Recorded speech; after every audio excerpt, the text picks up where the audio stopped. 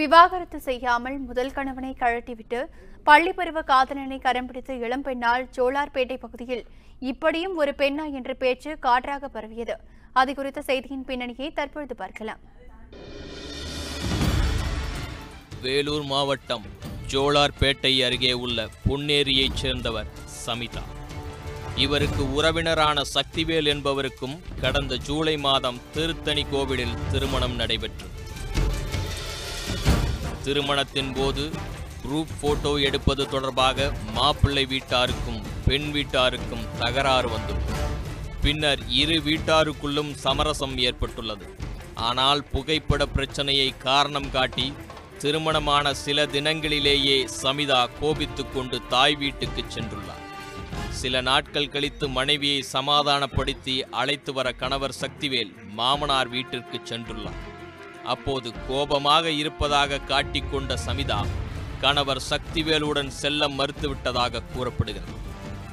இந்த நிலையில் மனைவியுடன் சேர்ந்து வாழ வேண்டி சக்திவேல் திருவண்ணாமலையில் கிரிவலம் சென்றார்.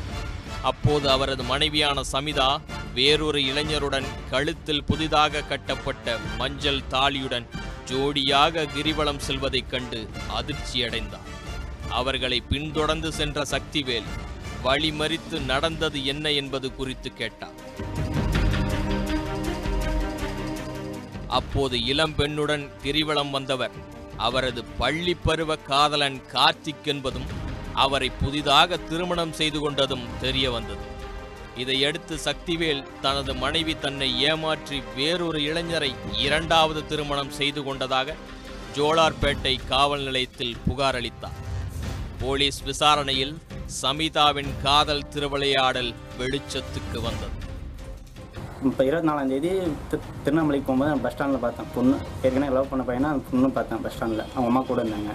கூட இருக்கும்போது இதால் நான் வேலைக்காரன் நான் போய் கேட்டேன். அக்கா கேள எங்கள் மாமியார்கள் நான் போய் கேட்கும்போது என்னால் முடிஞ்சா பண்ணிக்கிறேன், நான் அப்போ தான் கூட்டி வைக்கேன் என் பொண்ணு யாருக்குனாலும் அப்படின்னு சொன்னாங்க.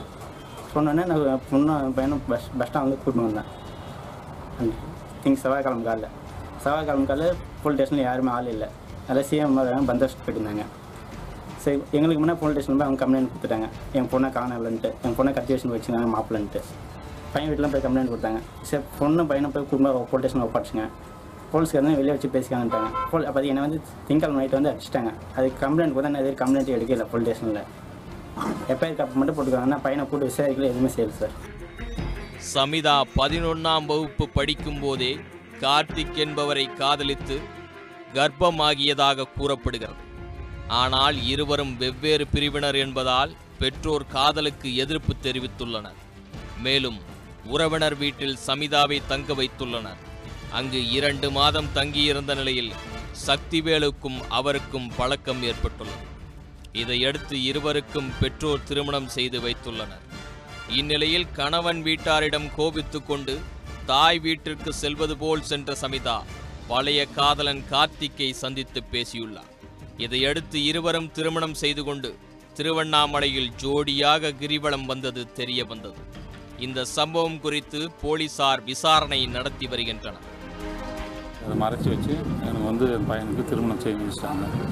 திருமணம் செஞ்சு வச்சு மறுபடியும் அவங்க ஆடியோஸ் கூட்டின்னு போகிறதுக்கு பொண்ணை கூப்பிட்டு போனாங்க.